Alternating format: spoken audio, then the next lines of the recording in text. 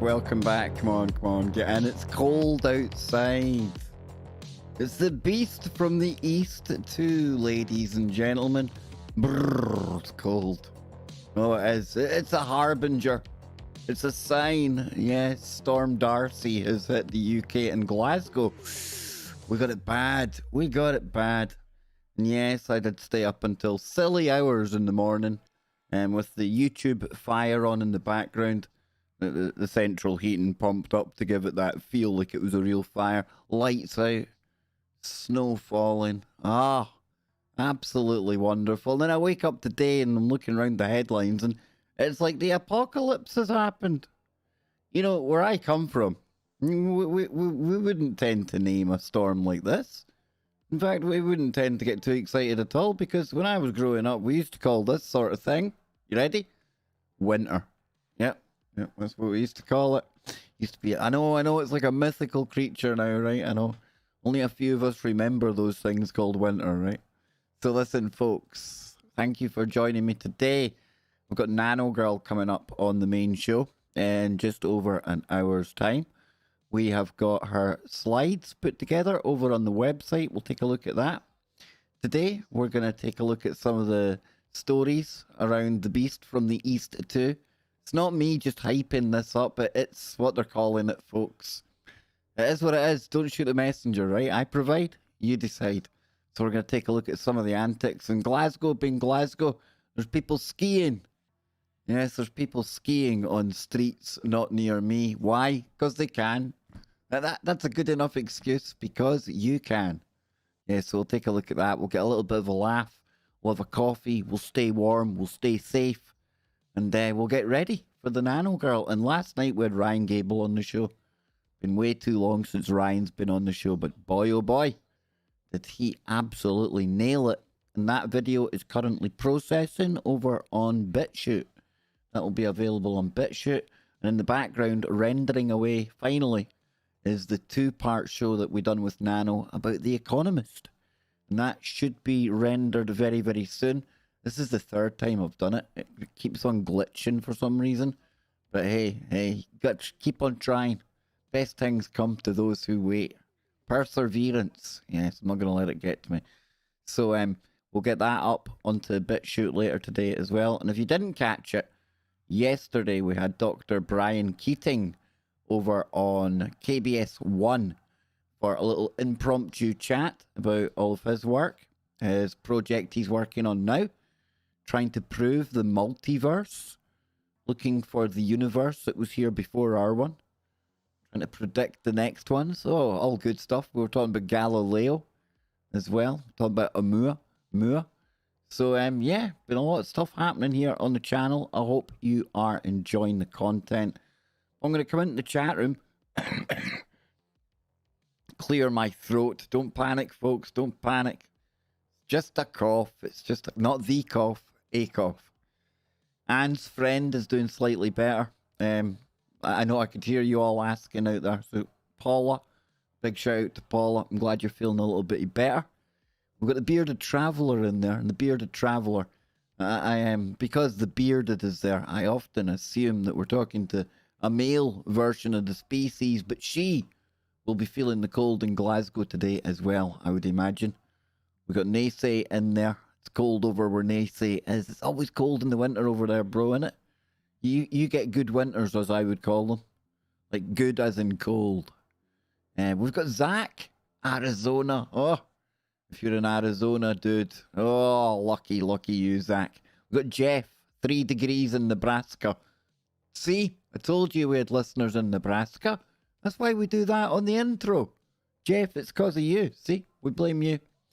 You did make it on time, Jeff, and it's great to have you here. Polly's in love with Arizona. Zach says, I hope a mini ice age is coming. Summer in Arizona will be nice. A lot of people talk about that. I've looked at that as well. Suspicious Observers. That's another channel here on YouTube. I advise everyone to check out. Absolutely, Zach. You never know. You never know.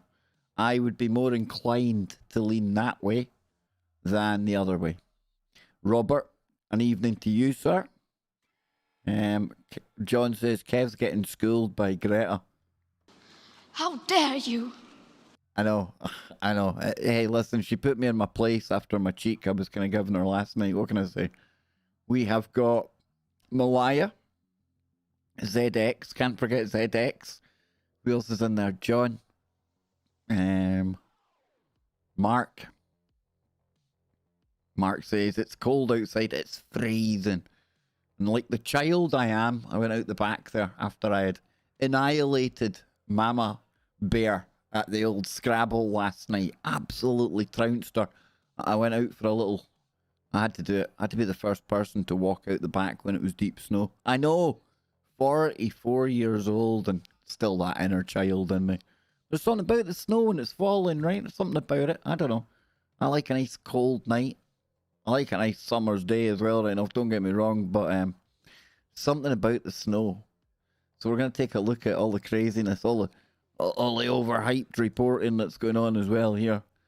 For something like I say, it's winter. What happens in winter? You get snow, right? Come on, man. Well, come on, man. I got there quickly. Got there. So listen, it says Storm Darcy in Scotland. They're following it live, folks. They're following the storm live. Jackknifed lorry blocks major A90 route. Now, I'm going to play just a little bit of this here so you can get a taste of the weather that we're enduring here. In fact, before I do that, let me remind people, could you hit the thumbs up or the thumbs down? And if you could just take 5 seconds to share it on your favourite weapons media platform, I mean social media platform. There we go, boom, it's out, just like that.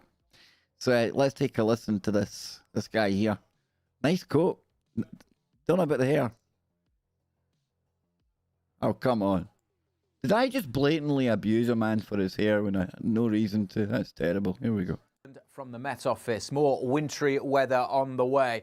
More disruptive weather potentially as well. We have a Met Office amber weather warning in place. Oh boy, across amber. Central parts of Scotland for much of Tuesday. The snow showers coming in right across the eastern side of the country. There's a larger yellow warning in place. That is in place. Top tip, never eat yellow snow. Never eat yellow snow. It worries me that we're getting yellow snow coming in here. Stay indoors, folks. If it's yellow snow that's falling, problems. Until Wednesday. But in this zone, through parts of central Scotland, we have an amber warning through Stirling, Perthshire in particular, 10 to 20. Oh, look, I'm just outside the right dodgy area. Look, I've just escaped it. Just escaped it. Whew. We're all right. 20 centimetres, some locations maybe 20. Yeah, do you notice how selfish of me? To hell with the people in Stirling, Falkirk, Perth and Crieff. Hey, come on. Yeah, I'm only joking, folks. I'm only joking. 5 centimetres of snow. It's all blowing around with a strong wind as well. So that means blizzards.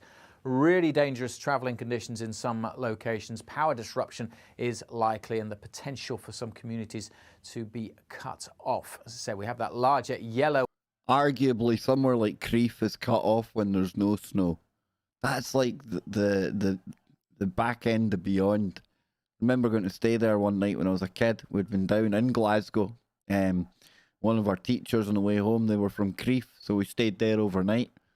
And wow, I thought I came from the back of beyond. This place, it was like Brigadoon. If you blinked, you missed it. It was crazy, really, really crazy.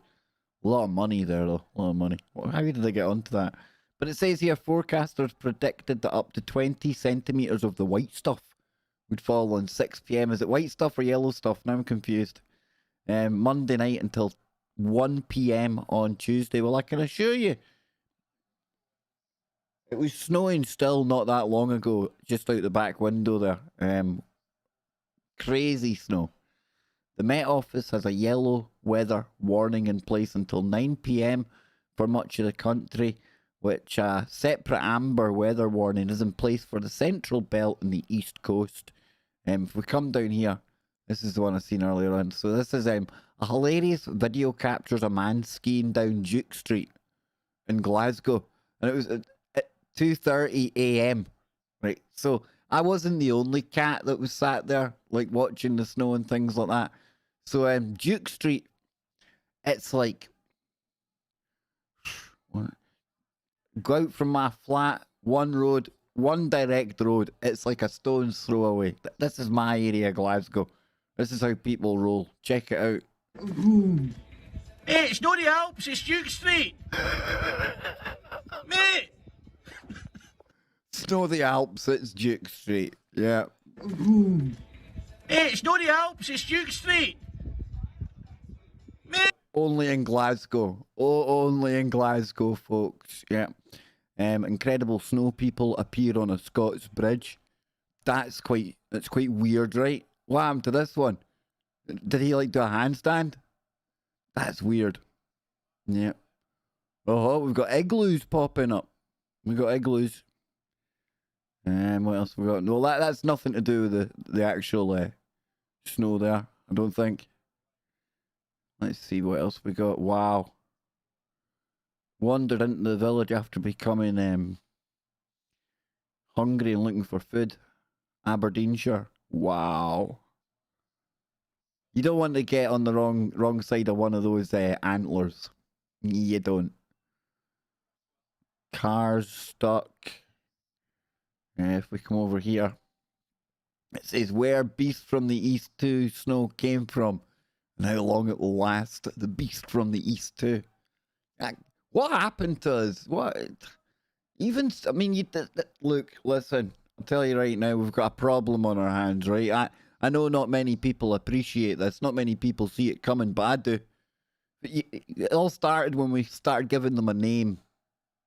When you start giving storms identities, that's the start.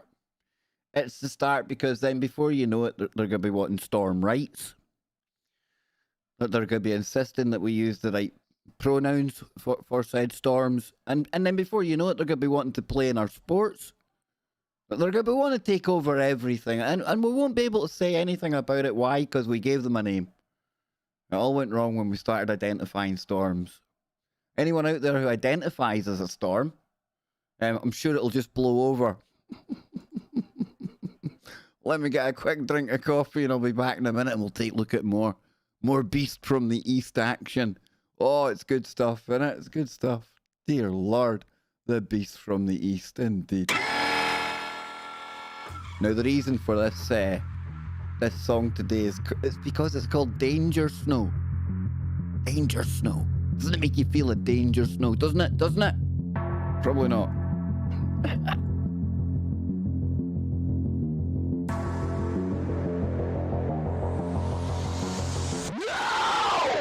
Now, you see, they're Karen in the chat room, right?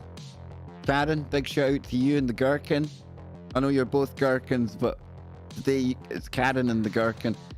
I feel embarrassed. I feel embarrassed sitting here talking about the snowstorm in Scotland. You ought to see the snow. If you want to see snow, go and ask Karen. Go and take a look at her pictures on Facebook. That's proper snow. If I've got the Beast from the East here, that's what that was. I don't even know what you call that where Karen lives. It puts it in perspective, right? It really does.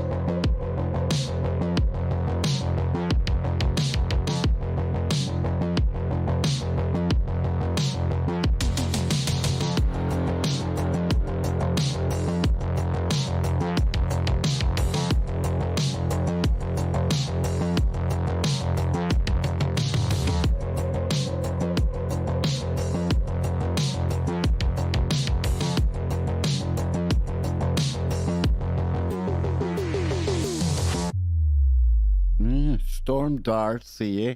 Storm Bloomin' Darcy. What a name and all. What a name. Says the Arctic weather in parts of Scotland has resulted in some unusual sights, with one person relying on skis to get around in Glasgow. Now, it might be an unusual sight, granted, but it's also the most practical mode of transport at 2:30 a.m. in the morning. Last night, this morning, whenever that was. I mean, let's face it, cars weren't coping as well as this young man. I think he should be given points. The guy should be given some kind of an award for quick thinking. Having skis on call in Glasgow. Anyway, it's not like we get snow all the time. It's not like it's practical to have skis kicking about in the house. We're not all stepping over snowboards and skis and things. Doesn't roll like that. So I think this guy's a genius. He's a Glaswegian genius. Yeah, within minutes, this man was prepared. If it had been the apocalypse, he was gone, boy. Whoosh, gone. The rest of us would have just been languishing in his wake, you know? Did I take that too far? Probably. It's snowing at Carbris Bay. Yeah, that's what happens in a snowstorm. It's not hard to work out. Oh boy. And you see, I have a laugh and a joke, and then I remember when I was growing up, we had floods, flash flooding in Fort Augustus. Not funny for people that get flooded. Not funny. Although that there looks, that's not a flood. It's not even gone over the banks. Come on, folks. Snow for training this morning. Yeah, maybe take a day off training. I don't know. So yeah, we've got a little bit of that going on. A little bit of that. Now, I do have some stuff we can take a look at today. I do think. I do. There's only so much you can talk about. Well, it was a storm, but I'm just not happy with this whole naming storms. If you haven't gathered that yet, it's not something I get too triggered over, but I just think it's ridiculous. Highly ridiculous. See what's going on here. Yeah, man in tractor beaten by snow. Is he? No. Come on. Need Big Billy Gerhardt from Oak Island. He knows how to work as a bit of plant material. Better than this character. Yep. Oh, yeah. Water crashing into rocks. Really stormy. Wouldn't it be great if some big, like, pterodactyl swooped down and took him away there? Now, that would make that a really interesting video. Yeah, there we go. Way!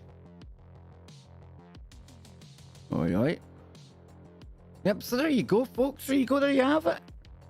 There you have it. We're a country that's obsessed by the weather. And no idea. Here in the UK, you can guarantee at some point that the conversation is going to go towards the weather. I don't know why. It's just how we roll over here. We're a strange bunch in the UK. Not the strangest bunch, though. No, not the strangest, but we are strange. Granted. Now, I'm going to come back. We're going to get into a little bit of woo. Because that's what we do.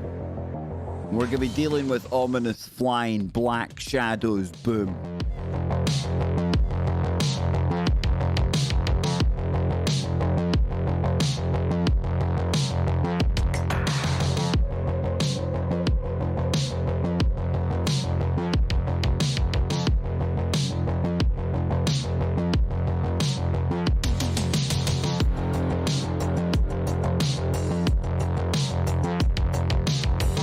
Mr. Nacy is asking how cold a witch's is. Depending on my hand temperature at the time, Kev, it varies. It varies. I'm only joking, dude. Where's Batman? I don't know. Will we send up the bat signal? Now, at this point, it would have been really cool if I had some kind of graphic that sent up a bat signal, wouldn't it? No, I don't. I'll need to remember, though. I'll need to maybe think. I'll need to make that one up. Definitely. So, yeah, black ominous shadows in the skies over the Ukraine. Well, I had to check there. Thank goodness I got that right. I thought it was going to be culturally inappropriate and get the country wrong. Because we know I do that from time to time. But this is from our good friends over at Beyond Explanation, Arcane Radio, Lon Strickler, phantomsandmonsters.com. So if we come over here, this is today's or yesterday's report that is on the website. An ominous flying black shadow observed by Chicago Ukrainian village residents. So this is in Chicago again. Oh, here we go. So it wasn't Ukraine. I was slightly culturally inappropriate or geographically wrong. Perhaps would just be the way to put that there. It says a Chicago woman and her fiance. A Chicago Ukrainian woman to make myself feel better. No, a Chicago woman and her fiance arrived home one night in Chicago's Ukrainian village. You see, this is where it gets all a little confusing, isn't it? Well, it just, can it be a Chicagoan village? You get Ukrainian villages in Ukraine, folks. I'm just saying. You know, when she observed a fast-flying dark shadow streak across her yard. Now, is this related to the winged humanoid phenomenon? Now, you think about that. It would be very easy for somebody to make that leap and a jump to the conclusion. If you're in Chicago and you happen to see something obscure, something anomalous flying around, because of all the previous kind of sightings of a Mothman type entity, probably quite easy to describe what you seen, what you experienced as a Mothman. But I'm liking it so far. Doesn't know what she's seen or what they've seen, because I don't know if it identifies he or she. You got to be careful, right? Excuse me, it's ma'am. Okay, so she doesn't know what she's seen, but she's seen something. So I'm liking it. Dear Mr. Strickler, I just discovered your website because periodically I Google Chicago shadow and Chicago flying black shadow because of what I witnessed in 2007. I live in Malta in the EU now, but I will never forget what I encountered. It may be of interest for your research, so I'm going to share with you in hopes that maybe you'll have an idea what it was that I saw. In late August of 2007, at night around 12:40 a.m., my ex-fiance and I arrived home at 2244 West Erie Street in Chicago's Ukrainian village. Great name for a street, right? We parked the car in the garage behind our house. We exited the door leading to the backyard, deck, and back door of the house. We were standing on the stairs of the deck, unlocking the door. My fiance was in front of me, unlocking the door, when I got this strange feeling of something very dark and negative. And there it is. There's, alarm bell number 1. That feeling. Whoop. The old subconscious has picked up on something.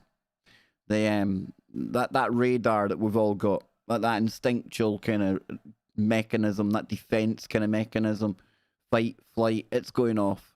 So you know something's about to kick off here, folks. Says, so I looked behind me towards the yard and garage, half expecting to see a person that meant us harm. Instead, I saw an indescriptive black blur fly across my yard. Whoa. It was approximately 3 to 4 foot long and 2 foot wide. It was flying so fast that it literally looked like a shadow or charcoal smudge. It flew over my neighbour's fence, across my yard about 3 or 4 feet above the ground, and over my other neighbour's fence and kept going. It was a very dark night, and it was flying so fast that I couldn't see how far it went, nor any defining details as to what it was. I can only tell you that whatever it was, it had a very dark, negative energy that gave me a very bad feeling even before it arrived. My gut reaction in the split-second moment was, oh my God, a vampire. Then I frantically told my fiancé, get in the house, get in the house, get in the house. We got inside and I locked the door and I went to watch the yard out of the window. I was terrified. I never saw it again, whatever it was, and I don't even believe in vampires. But that was my gut reaction and the darkness that I felt. I hope my account helps you with any investigations you're doing, and please, if you have any idea of what it could have been that I saw, please tell me. Thank you, CR. This is not the only dark flying shadow report that we have received from the Chicago area. I'm not sure if it's related to the winged humanoid phenomenon that we've been investigating since 2011, but it does seem similar in some respects, and that's from Lon Strickler himself. What's going on in Chicago, folks? This is like,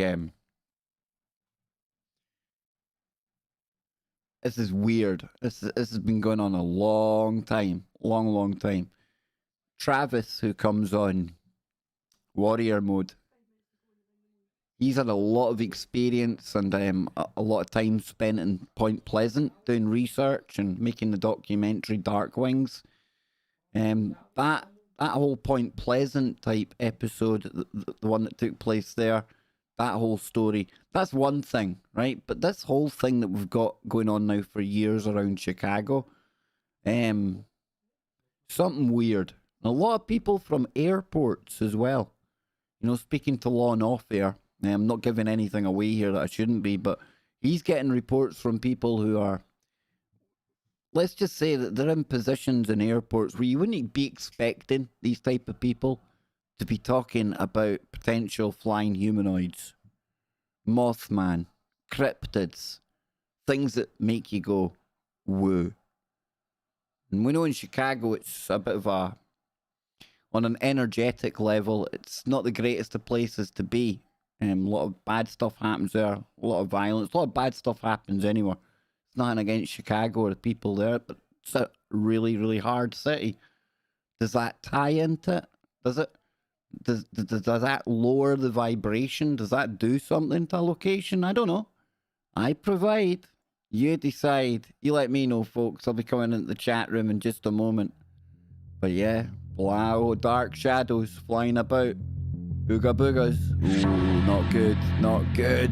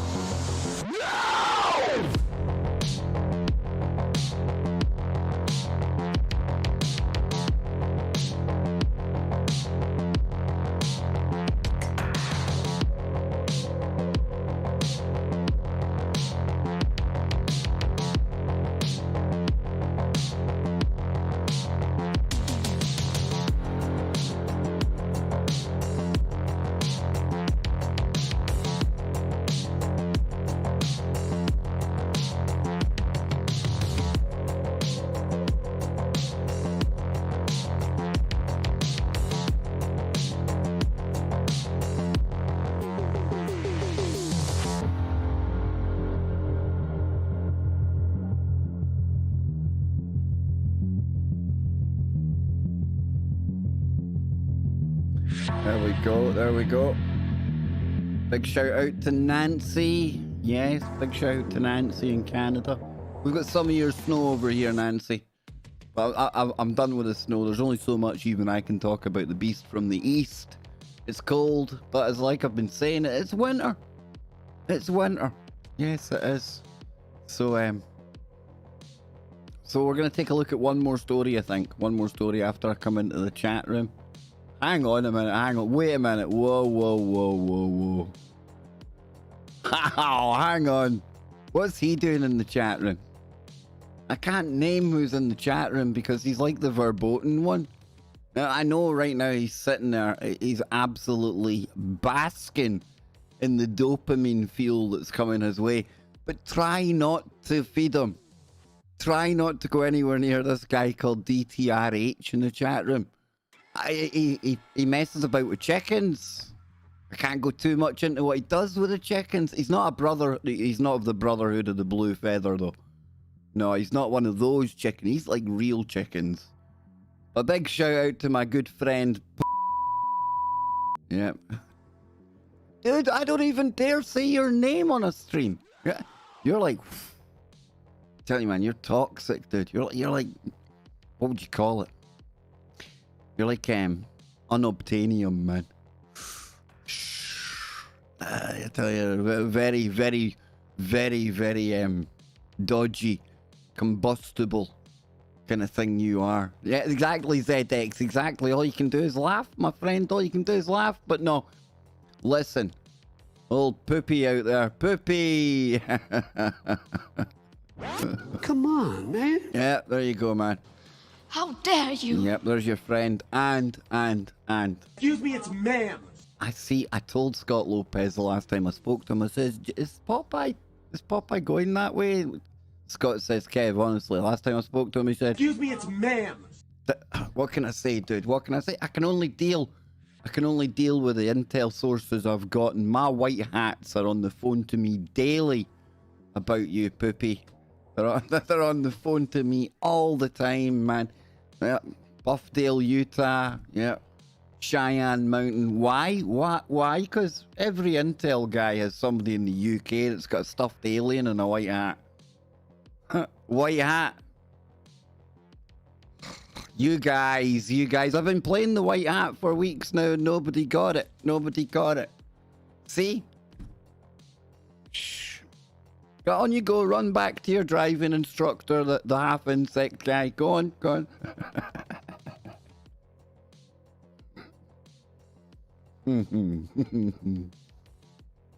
It's a little bit mad around here, Poopy. It's a little bit mad around here, but they encourage that. It's okay to do that.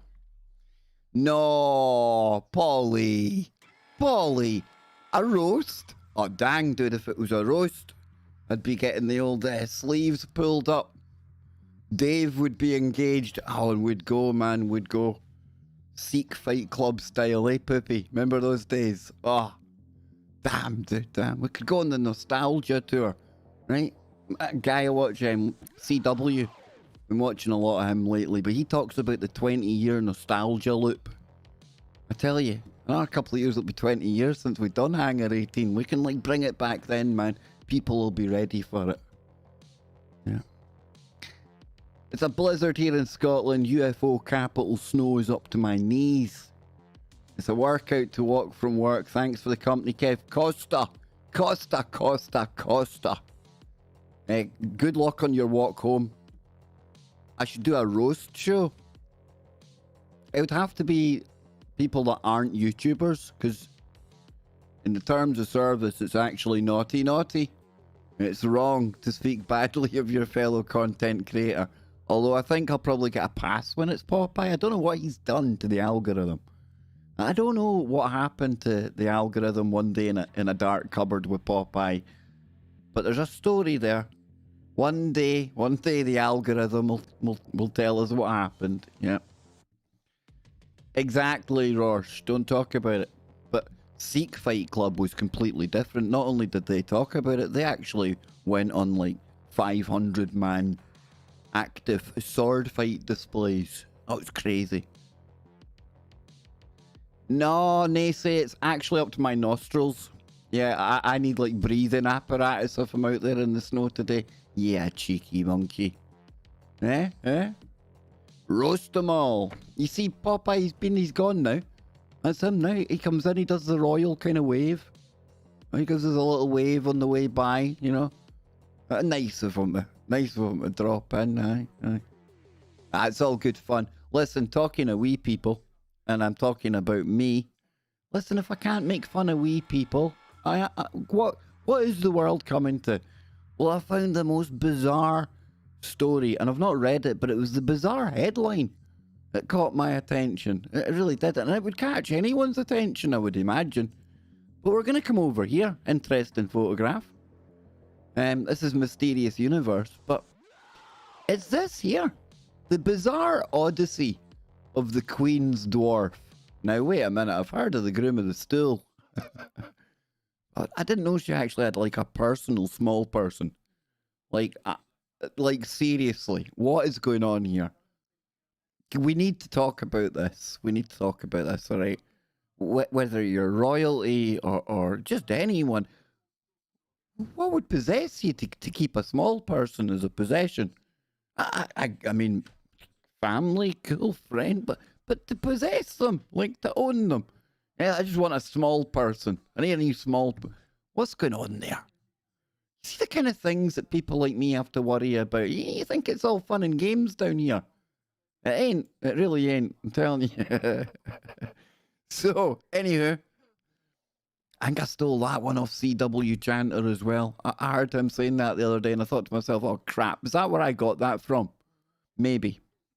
If it is, hey man, imitation is is it like the best flattery, something like that? I can't remember what they say. Too busy worrying about royal people stealing me. History is populated by extraordinary people who have pushed up from the masses to stand out. That's a right dig. As somebody who's small, that's like that they're cleverly having a go at people that are vertically challenged there. But I'll let them away with it. Brent's a nice guy, I'm sure. It's just like an ingrained bias against us small people. Such people from all walks of life, and they come in many forms. These individuals emerging from obscurity to become tales that earn their place among history. One such person was a very small stature, and one would call today a dwarf or a midget, and he would have been lost to time if it weren't for his adventures. And so here we take a look at perhaps the most well-known dwarf in history, and who went from a plaything of the Queen of England to a war hero, to somebody that took people's lives, to a slave and outcast, leaving a strange legacy that stood the test of time. No, I think maybe there's a few stories been told about this little person, right? That's a full life, is it not? So the one who would go on to be called Britain's smallest man was born in 1619 in Oakham in Rutland, England. And when Geoffrey Hudson was born, there was no clue as to how small his stature would be, as he had 2 normal-sized parents and 4 siblings, all of usual dimensions. But as he grew, it seemed as if he was forever to remain small, never advancing past the height of a mere toddler. And at the age of 7, he stood just 18 inches tall, not growing much beyond that point, even in his later years. I thought I had it bad. 18 inches tall. Dang, dude. However, he was very well proportioned, so the ladies say, looking to be completely normal proportions despite his minuscule, petite size. And this drew much wonder from... Oh, God. Oh, Baker. Get it together, man. Oh. In 1626, he was presented to the Duchess of Buckingham as a sort of gift. How the hell does that happen? I mean, what kind of birthday party does that take place at? You know, everyone's arriving at the house, you know, turn up with boxes, you know. You're looking at the size of the box, giving it a shake, trying to guess what you're getting. And somebody's walking a gift in. Yeah, when you're walking a gift in, that's a bit iffy. What the hell's going on? Dear Lord. Shh. So anyway, described as a rarity of nature and a wonder of the age. It's such a rarity of nature, I decided to buy you one and just walk him in on a lead or something. And a wonder of the age. And from his rather strange journey would begin. Looks like the smallest redcoat in history. Says, shortly after joining the household of the Duchess, Hudson made the acquaintance of none other than King Charles I and his young French wife, Queen Henrietta Maria, who were surprised when he popped out of a large pie in a diminutive suit of armour as entertainment during a lavish banquet. What a life this poor boy had, man. Right, kid, get into the cake. You're going to jump out the cake now. When you hear us saying this, you jump out. Hey! I thought I had it bad. The king and queen were completely enamoured with the delightful little man, and so the duke and the duchess offered Hudson to them as a gift. It's passed around like an unwanted gift, man. While all this might seem shocking now, at the time, none of this was particularly strange, as it was quite common for royal families to keep a contingent of dwarfs and midgets on hand to entertain and amuse. Holy heck. Although, I bet you, probably one of the better jobs to have. Could be fed, roof over your head, probably more like a dog kennel or something, but hey. So Philip IV of Spain was known to have around 100 dwarves in his court, and these little people were often assigned various tasks and jobs, but mostly they were looked on as a constant source of wonder. Historian Dr. John Wolfe has said of the attitude toward dwarfs and midgets in time, and I would imagine Popeye's really kind of squirming about right now as well. You might not know this, but Popeye's like smaller than me. Honestly, he is like smaller than me. You do realise there's a reason me and Popeye take selfies from an angle, right? It's wee man syndrome. Go and check it out. He's tiny. The Queen would have been off with him in a minute. You could have got me and Popeye jumping out a cake. Just saying, what a horrible thought. So it says dwarves were around in the courts of ancient Egypt, China, and West Africa. It doesn't make it right. Alexander the Great gathered a whole retinue of dwarves, and the Romans collected dwarves as pets, placing some in gladiatorial rings to fight with Amazons and tossing others across the amphitheatre for entertainment. By the Middle Ages, dwarves were kept side by side with monkeys, sometimes travelling between royal households in bird cages. Okay, I take back the accommodation thing I was saying. Maybe, probably not the place to be. The value of a dwarf was akin to jesters, slaves, eunuchs, and pets. They were an extension of the royals' Wunderkammer, or Cabinet of Curiosities, which, from the 16th century, contracted the world's wonders into a collection that enhanced the virtue of the owner. Well, that was a whole different form of virtue signalling back then, eh? Raise ye a dwarf or two? No, a couple of eunuchs. Theoretically speaking, dwarves belonged to the broad category that embraced monsters, marvels, wonders, and prodigies.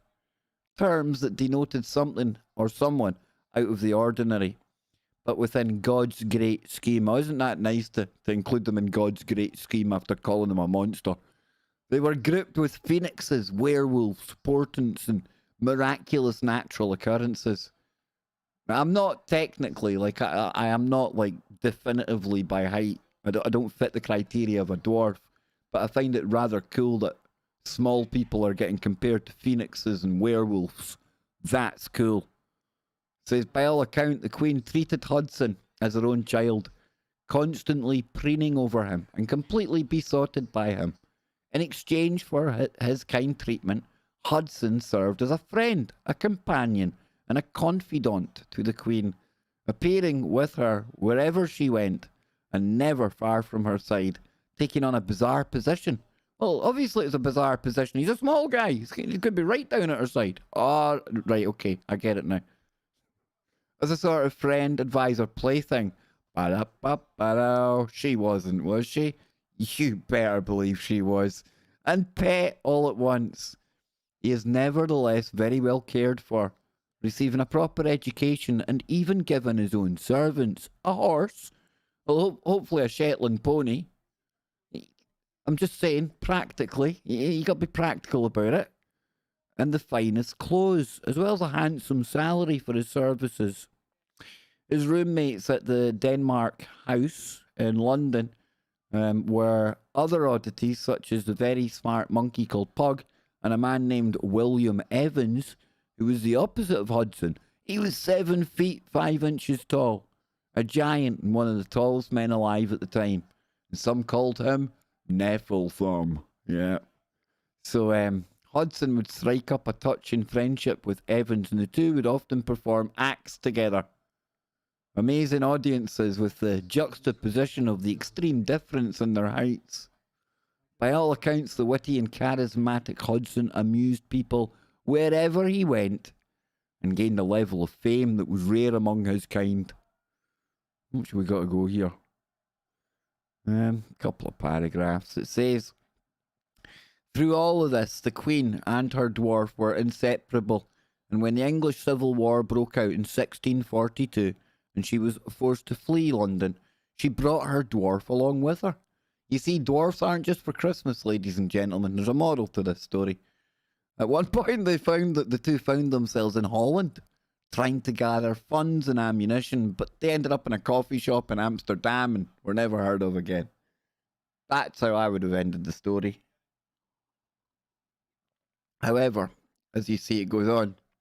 And on the return journey, Hudson would prove his bravery when he rushed out ready to fight the enemy in the face of a barrage of cannon fire at the small fishing port of Bridlington on the Yorkshire coast. Brilliant chippy there. Can't remember the name of it. Oh, wicked fish and chips. Probably not back in the 1600s though. Armed with nothing more than a sword and a pistol. Although at this point no fighting actually went down, Hudson had proven his courage and would engage in battles later on, becoming a captain of the horse, and eventually even supposedly earning a knighthood. They didn't make the wee guy get on his knee, did they? God, I bet they did. His bravery and valour without reprieve at this point, but also drew mockery and bullying about his tiny size. People just didn't take him seriously as a warrior. Oh, gee, I wonder why. And this led to the next chapter of his Odyssey. I mean, I wonder why nobody took this cat here serious as a warrior. I can't imagine. Is it like his Puss in Boots boots that he's got? Puss in Boots boots? That didn't work. After the Queen and Hudson fled to France, I thought it was Holland. They were in Holland a minute ago, right? There would be some drama when Hudson challenged Charles Crofts, the brother of the Queen's Master of Horse, to a duel. That thing dueling anyone, you'd be better off letting the monkey do it. Dear Lord, it's unclear what instigated this, but it is thought that to have been a jab at Hudson's height that had gone too far. The two men met upon horses and armed with their pistols, but if anyone thought this was a spectacle and a joke, they were quickly sobered and silenced when Hudson promptly shot Croft's head. Wow! At the time, dueling was very illegal in France, and so Hudson was arrested and imprisoned, later being sentenced. Ooh, to the darkest sentence of them all. Hanky on the head, gallows, you get it. If it were not for his close connection to Queen Henrietta, that would certainly have been the end of his story, but she managed to bail him out and have him freed. However, things did not exactly go back to normal. What on earth was ever normal for wee Hudson, eh? Not Rock Hudson, just wee Hudson. As Hudson was sent into exile in England in 1644, yet his journey was not over yet. Oh, come on, the dude needs a break. On his way back to England, Hudson's ship was raided by Turkish pirates, who captured Hudson and brought him to Barbary in North Africa, where he was then sold into slavery. Details of his life get hazy at this point, but it seems that Hudson spent many years in slavery before finally being granted freedom and heading back home in 1669. Oddly, it was found that he had grown considerably in his captivity Wait a minute. So the minute he became a slave, he started to grow. What were those royals putting in that boy's tea? Huh? Still short, but a full 45 inches taller. 45 inches taller? That's like triple the height that he was. He was 18 inches at one point, remember? Little 18-inch warrior winning fights and shooting people in the head and that. Jumping out of birthday cakes. God almighty. Oh, dear Lord. How did we get here, folks? How did we get here? 44 years old. And this is what it's all been building up to. Really? Really? Come on, man. How the hell did I get here? I'm 44 years old and I'm sitting reading a story about a really multi-talented short person. God. If Hudson had expected a warm welcome back, he was mistaken, because he was promptly arrested. There's no end to this boy's bad luck, man. King Charles II and his queen died the same year he returned. He spent some time in prison and was eventually freed to live out the rest of his life as a no one, dying in obscurity in 1682, buried in an unmarked pauper's grave. We are left with an incredible story of a person from history who managed to transcend his physical boundaries and then some to go on to be a fascinating historical oddity. My goodness, never do I want to be regarded as a fascinating historical oddity. Dear Lord, although if I ever get my statue, not that I'm going to get a statue, but you know the one where I'm pointing one way and looking at another, confusing people into the future. They'll dig me up in a couple of 100 years and be like, whoa, now there's a historical oddity. What's he looking at? I think he's looking at Aries, or is it Leo, or really nothing. Just want to confuse people. Just want to mess podcasters up in the future.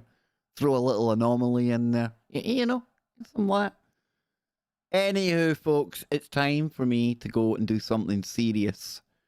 Well, more serious. We're going to have good fun, because I've got Nano Girl on the show today. And we're going to be getting into subliminals. Subliminal reality, more to the point. So please join me over on tfrlive.com. You can hear that on TalkStream Live as well. You can also head on over to our Discord server where you can get it in there. Hope I gave you something to laugh at today. Certainly didn't enlighten anyone. I mean, I think we all know when it's winter it snows. Yep, pretty much check. And, well, the story, the woo, that was amusing. I mean, no harm to the little person. I'm a little person. But jeez, oh, who knew? So, folks, thanks for being here today. Remember, keep it real. I'll keep you well informed along the way as we move into the madness. Don't you worry. No, but please join me for the Nano show in just a moment. And thank you all so much for being here. Tomorrow I'll try and dig up a good bit of woo for us. Not hysterically comical dwarf woo. I'll try and stay away from that, alright? But please join us later today. Well, 15 minutes. Can you wait that long? I can barely wait that long, so I'm going to go and get Nano now. We're going to head on over to Disco, and we will talk to you all real soon. Keep it real out there and stay warm. That's what I like. See, Karen, Polly, you see, you got to be able to have a laugh, right?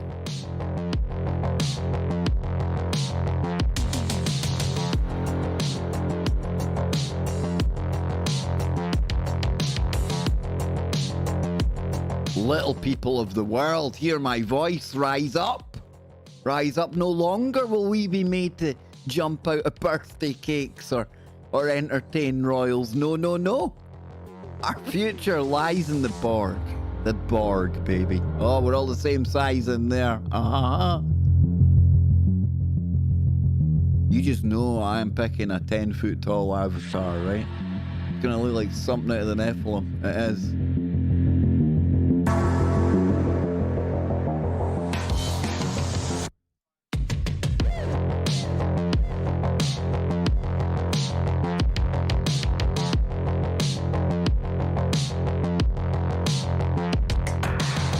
Nano Girl is locked and loaded in the green room.